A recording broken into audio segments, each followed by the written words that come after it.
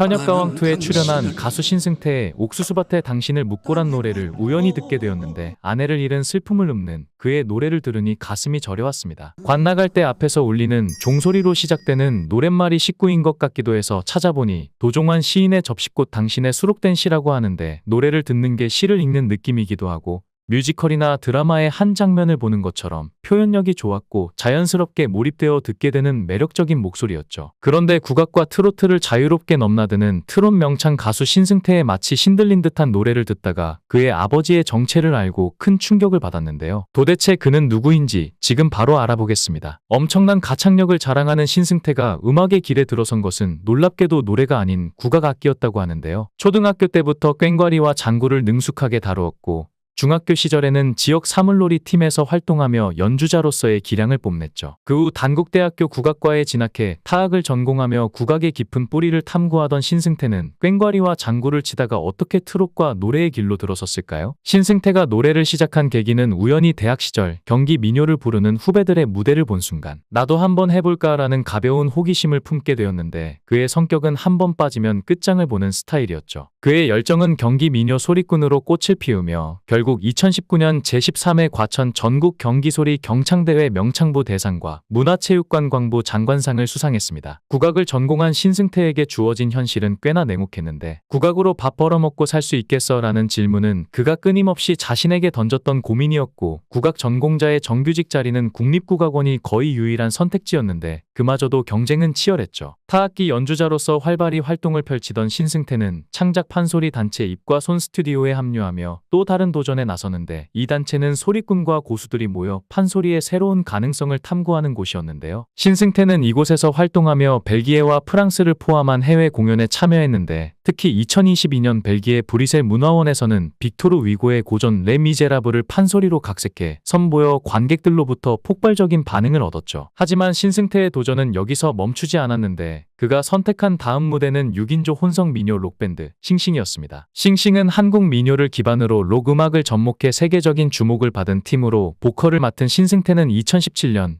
뉴욕에서 열린 월드 뮤직 페스티벌 글로벌 페스트와 미국 공영방송 NPR의 인기 프로그램 타이니 데스크 콘서트에서 공연을 선보였는데 특히 타이니 데스크 콘서트는 방탄소년단보다 먼저 출연했다는 사실로도 화제가 되었죠. 싱싱의 해체는 신승태에게 또 다른 전환점이었는데 이미 국악과 민요 록이라는 독특한 영역을 개척한 그였지만 이번엔 트로트라는 새로운 도전에 뛰어들어 2020년 첫 싱글 앨범 사랑보를 발표하며 트로트 가수로 데뷔했습니다. 데뷔 초부터 모든 것이 순탄하지는 않았는데 같은 해 TV조선의 내일은 미스터트롯에 참가한 신승태는 트로트 경연에서 많은 주목을 받았지만 아쉽게도 예선에서 탈락하고 말았는데 트로트라는 장르에서의 경험 부족이 가장 큰 약점이었죠. 그러나 신승태는 이 실패에 주저앉지 않았는데 KBS ETV의 트롯 전국체전에서 놀라운 성장을 보여주며 최종 4위에 올랐습니다. 초기에는 다소 부족하다는 평가를 받았던 신승태의 트로트 실력은 시간이 갈수록 무섭게 향상되었고 전문 평가단은 매 무대마다 그를 극찬하기에 바빴는데 트로트 경험은 적었지만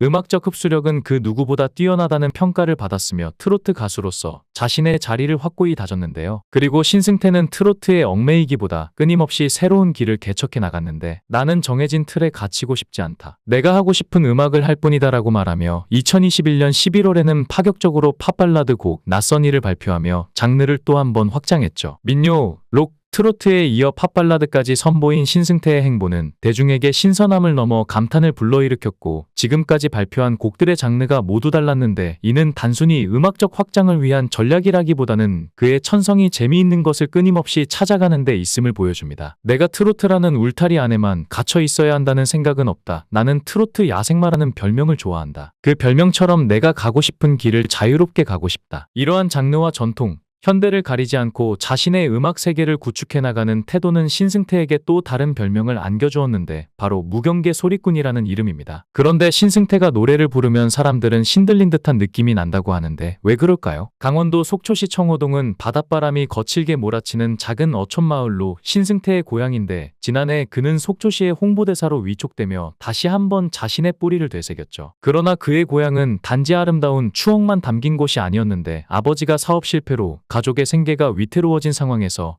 어린 신승태는 세상의 차가움을 일찍이 배워야 했습니다. 서울로 대학 진학을 위해 올라왔지만 신승태를 기다리고 있던 건 더 큰 현실의 벽이었는데 등록금은커녕 레슨비조차 낼 형편이 되지 않았죠. 학교에 입학했지만 그저 앉아있기만 할 수는 없었는데 공연을 뛰며 학비를 벌어야 했고 그는 공연장뿐만 아니라 구판에서 장구를 치고 노래를 부르는 알바를 시작하게 됩니다. 신승태는 친하게 지내던 무당이 권했어요. 장구를 치며 구판의 분위기를 돋우는 일인데 알바비가 꽤 쏠쏠했죠. 그 일이 아니었다면 아마 학교를 다니지 못했을 겁니다라고 말했는데 구판은 단순히 장구를 치고 노래를 부르는 자리가 아니었고 거기엔 삶의 희로애락이 그대로 녹아있었죠. 구판은 사람들의 극한의 슬픔과 고통이 뒤섞이는 자리였습니다. 누군가의 절박한 기도와 애원이 담긴 곳이었죠. 저는 거기서 노래를 부르며 그들의 마음을 함께 풀어주곤 했습니다. 그는 단순히 돈을 벌기 위해 그 자리에 선 것이 아니라 삶의 비애와 기쁨을 몸소 느끼고 배우는 시간을 보냈는데 구판은 신승태에게 특별한 의미로 다가왔습니다. 무당이 신을 모셔오며 접신하는 순간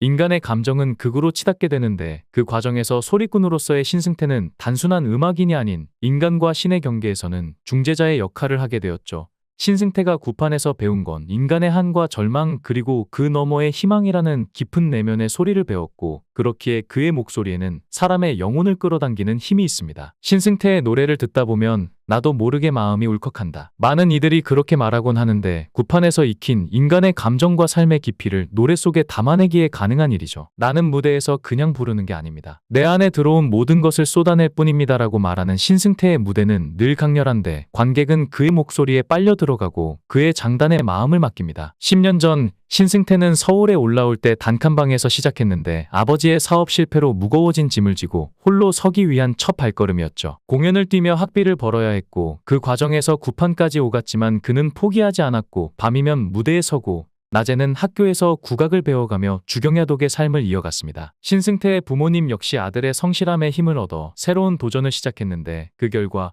서울 서초구 반포대로에 오픈한 물회 전문 식당 속초항 뱃머리가 성황을 이루며 많은 이들의 사랑을 받게 되었고 맛깔스러운 물회와 정겨운 분위기로 입소문이 퍼지며 식당은 이제 속초에서 서울로 이어지는 고향의 맛을 전하는 공간이 되었죠. 또한 신승태는 올해 아버지가 71세, 어머니가 67세다. 때문에 얼른 돈을 벌어서 부모님을 부양해야 한다는 걱정이 있다며 아버지가 위암에 걸리셨다가 얼마 전 완치가 되기도 했다고 전했는데요. 신승태는 아버지께서 사업을 하셨다가 망했다. 보증도 많이 섰고 돈도 많이 떼이고 사기도 당하는 등 계속 어려웠다. 건물이 경매에 넘어가서 보증금도 못 받고 쫓겨난 적도 있고 내가 빨리 돈을 벌어야겠다 싶었다며 어릴 적 어려웠던 시절을 회상했죠. 2023년 1월 7일 KBS ETV 부르의 명곡 오디션 스타 패밀리 특집에 아버지와 함께 출연했는데 신승태는 준비하면서 너무 뜻깊었다. 연습하면서 왜 못하냐고 다그치기도 했었다. 아버지가 원래 노래를 잘하셨다. 노래자랑에서 상도 타오고 기타도 치셨다. 그런데 기타도 다 잊어버리셨고 박자도 잘 못 맞추시는 걸 보면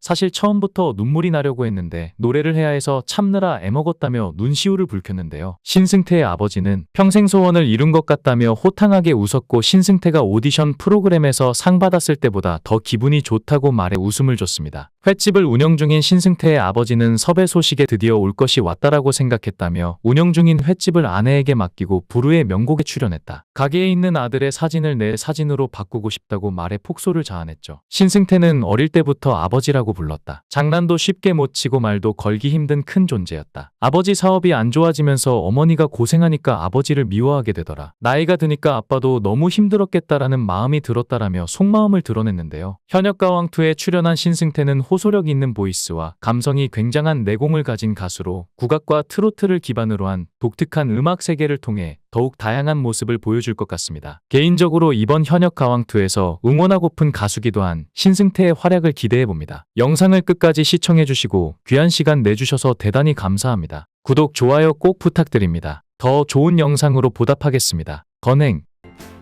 구독, 좋아요